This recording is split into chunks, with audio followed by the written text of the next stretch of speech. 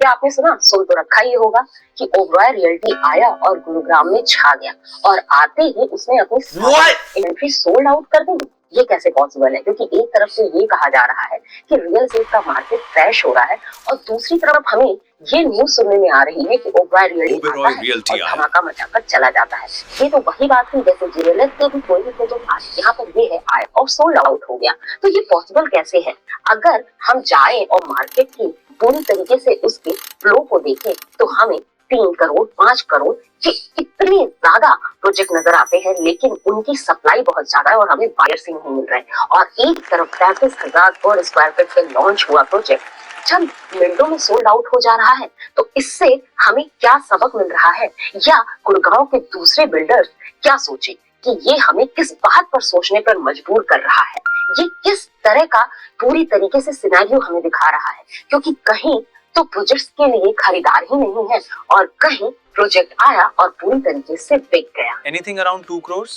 Sir, only सबसे पहले ये जान लेते हैं कि ओबरॉय का लॉन्च इतना ज्यादा सफल क्यों हुआ। तो सबसे पहले तो इसका ब्रांड नेम, जी हाँ, नाम ही काफी है। तो जैसे ही ये लॉन्च हुआ ऐसे बहुत से प्रीमियम कैटेगरी के बायर्स ओबरॉय में रहना है ये सोचकर सबसे पहले पहुंच गए और फिर ओबरॉय ने बोला कि ये हमारे पास केवल लिमिटेड इन्वेंट्रीज है और बाद में हमें इन्वेंट्री मिले ना या ना मिले ये सोचकर भी बायर्स ने सबसे पहले वहां पर अपनी इन्वेंट्री ली। और ये प्रीमियम क्लास के बायर है, ये मिडिल क्लास के बायर्स नहीं है या वो बायर्स नहीं है जो सैलरी पे चलते हैं। इनके पास एक एसेट होता है, एक बिजनेस होता है, इट मींस इनके पास पैसा होता है और जिसके पास पैसा होगा वो जाएगा ब्रांड के साथ, ब्रांड भी ऐसा जिसके ऊपर पूरा विश्वास हो। और शायद यही सबसे बड़ा रीजन था ओबरॉय रियल्टी का गुड़गांव में आते ही धमाका मचा देना। तो क्या ये प्रोजेक्ट आते ही सोल्ड आउट होगा? इसके पीछे भी कई कहानियां होती हैं। पहले से ही HNI बायर या HNI इन्वेस्टर्स यहाँ पर रजिस्टर हो चुके होते हैं और बहुत ही लिमिटेड इन्वेंट्रीज को निकाला जाता है जिसमें से ऑलरेडी वो इन्वेंट्रीज बिक चुकी होती है। और फिर हमें ये बताया जाता है कि पूरी तरीके से जितना भी हमने लॉन्च किया था वो सोल्ड आउट हो चुका है, लेकिन इसके पीछे की असली कहानी हमें पता नहीं होती। लेकिन फिर भी जहां तक मुझे आइडिया लग रहा है वो ये होता है कि इसमें जो प्रीमियम कैटेगरी के लोग होते हैं, जो HNIs होते हैं और जो बड़े इन्वेस्टर्स होते हैं वो पहले ही इस प्रोजेक्ट को ले लेते हैं।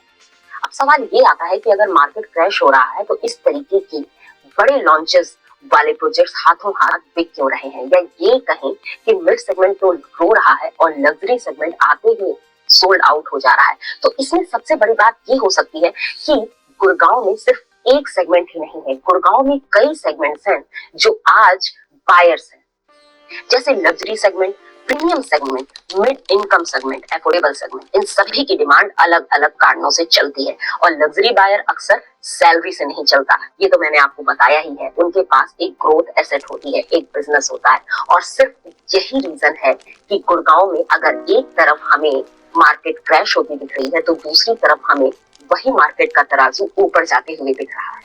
तो चलिए अब सबसे बड़े सवाल पर आ रहे हैं कि आजकल मिड सेगमेंट के लिए गुड़गांव में कुछ भी नहीं है और अगर है भी तो वो फ्लोर्स के ऑप्शन में है जिनमें उन्हें वो साइजेस नहीं मिल रहे हैं। दीनदयाल जन आवास योजना के अंतर्गत जो फ्लोर्स बने हैं वो 2 करोड़ के आसपास के ऑप्शन पे मिल रहे हैं, लेकिन अगर वो किसी बड़ी सोसाइटी में जाएं तो इस ऑप्शन में इन्वेंट्रीज नहीं है या नए लॉन्चेस नहीं आ रहे हैं। इसका रीजन है, जो 2 सबसे बड़े रीजन है, वो है कि लैंड कॉस्ट पूरी तरीके से महंगी हो चुकी है, इसके साथ ही कंस्ट्रक्शन कॉस्ट भी बढ़ चुकी है। तो ये दोनों कॉस्ट ऐसे हैं कि इन दोनों कॉस्ट के साथ अगर जाए तो 2 CR में एक सोसाइटी को बसाना बहुत ही मुश्किल बात है, क्योंकि आजकल सिर्फ एक सोसाइटी नहीं दी जाती है, उसके साथ क्लब हाउस दिए जाते हैं, तरह तरह के एमिनिटीज दिए जाते हैं और उसके बाद कहीं जाकर एक पूरी सोसाइटी बनती है। और इस सोसाइटी को बनाने में 2 करोड़ का मार्जिन अगर आए तो ये बिल्डर के साथ अन्याय हो रहा है, क्योंकि 2 करोड़ में वो एक अच्छी सोसाइटी, एक बेस्ट कंस्ट्रक्शन के साथ नहीं दे पा रहे। हाँ, आज से 3 से 4 साल पहले हमें 2 करोड़ की बहुत सी चीजें मिलती थी। जैसे आपने देखा ही होगा कि जैसे ही जय दिलीप मार्केट एक्सप्रेसवे पे आया था और आते ही बिक गया था। तो अब यही एक रीजन रह गया है कि मिड सेगमेंट के पास सप्लाई नहीं है और डिमांड बहुत ज्यादा है। और अगर हम जाएं थोड़ा सा मिड से एडल्ट सेगमेंट के पास तो 3 से 7 करोड़ के ऑप्शन में सप्लाई बहुत ज्यादा है बट डिमांड नहीं है। और अगर हम फिर जाते हैं हाई एंड में तो वहां पर डिमांड और सप्लाई बिल्कुल तराजू के दोनों पल्लों की तरह बराबर में है, वहां जितना डिमांड है उतनी ही सप्लाई है। तो ये गेम है गुड़गांव के रियल एस्टेट मार्केट का। अब लास्ट यही सवाल उठता है कि जिन्हें अपने लिए कोई भी घर ढूंढना है वो रुके या अभी बाय कर लें। तो रही बात इसकी कि आगे आने वाले समय में जिस तरीके से पूरी विश्व में सिनारियो चल रहा है उस हिसाब से अगर हम देखते हैं तो ऑयल की सप्लाई नहीं हो रही है, कंस्ट्रक्शन कॉस्ट बढ़ रहे हैं। तो अगर वो ये सोच रहा है कि आने वाले समय में शायद बिल्डर अपने प्रोजेक्ट्स को थोड़े सस्ते में लॉन्च करेगा, तो ये मुमकिन नहीं है, क्योंकि अब बिल्डर्स किसी भी प्रोजेक्ट को इतने सस्ते में तो लॉन्च करने वाला नहीं है। लेकिन फिर भी अगर आप चाहते हैं कि आपको आपके रेंज में एक अच्छा प्रोजेक्ट मिले तो आप फ्लोर्स पे जा सकते हैं, क्योंकि फ्लोर्स अभी भी आपके रेंज में है।